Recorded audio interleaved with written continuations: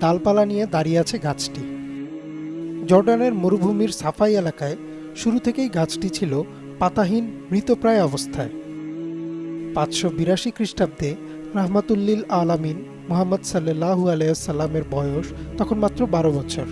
চাচা আবু তালিবের সাথে তিনি ব্যবসার উদ্দেশ্যে মক্কা থেকে তৎকালীন শ্যাম বা সিরিয়ার দিকে রওনা হন। এ সময় তারা সিরিয়ার অদূরে জর্ডানে এসে উপস্থিত হলেন।